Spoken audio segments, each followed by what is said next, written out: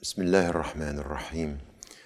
I think when it comes to our civic engagement, and especially in the West or in the United States of America, we need always, and this is something which is important from an Islamic perspective, is to start with our principles, and then we come to the practical side. To go straight to the practical side could be very dangerous because we don't know exactly what we stand for and what is our vision and what are our objectives. And there is something here which is important as Muslims. When we come back to our understanding, okay, now we live in the West, or we live in the States, and we are citizens in this country. So there is here a kind of a relationship with the state and the nation, which is important.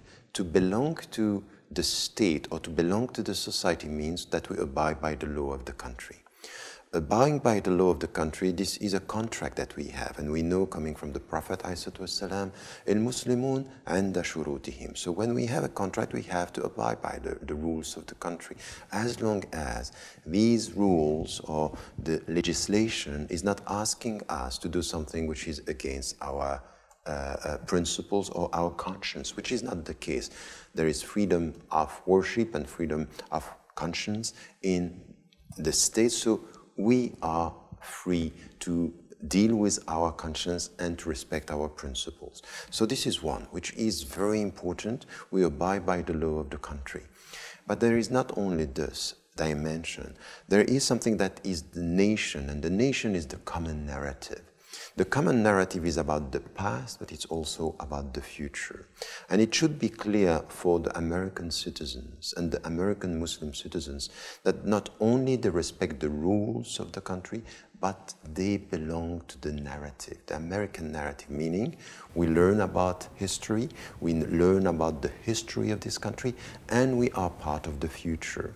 And remember, you are always better respected by your fellow citizens if they understand that you are building the future together. When you share hopes, you are respected. If you are perceived as a potential threat for the future, you are stigmatized. And it's not for them or your fellow citizens to decide. It's up to you. You have to make it clear that you are part of this country, that the narrative of this country is yours, and that the laws of the country are yours as well. These are the principles from which we start the whole journey into what we call the civic engagement. And then there is a second point which is important.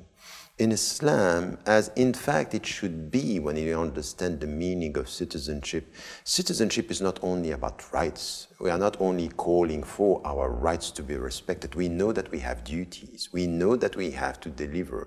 We should be an added value wherever we are. And this is what I call ethics of citizenship. Akhlaq al-muwatana, meaning that if we are citizens, we need to understand the duties. We need to understand that it's not only about respecting a contract, it's to be active within the society, giving something to the society. And this is also something which is important. You share hopes, but you add something to it. You are an added value. And this is a second principle that we have to highlight when we enter into the discussion. Having said that, now we enter into the civic engagement. We are part of the civil society.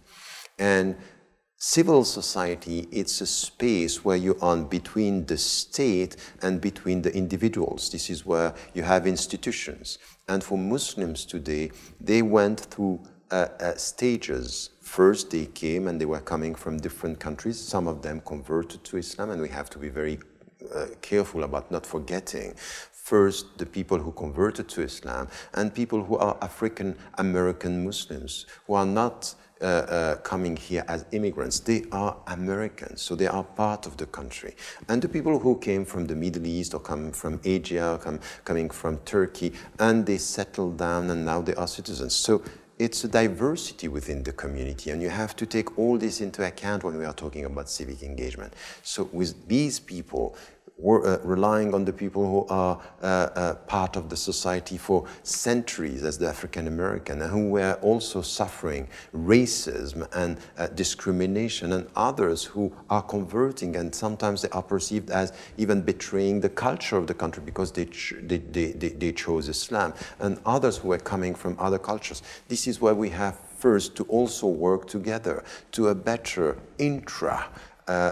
community dialogue, and this is also part of the civic engagement. And then we enter into the civil society. So the first we had this presence, which was we were trying to do as much as we can, building mosques. This is the first step, and having some organization.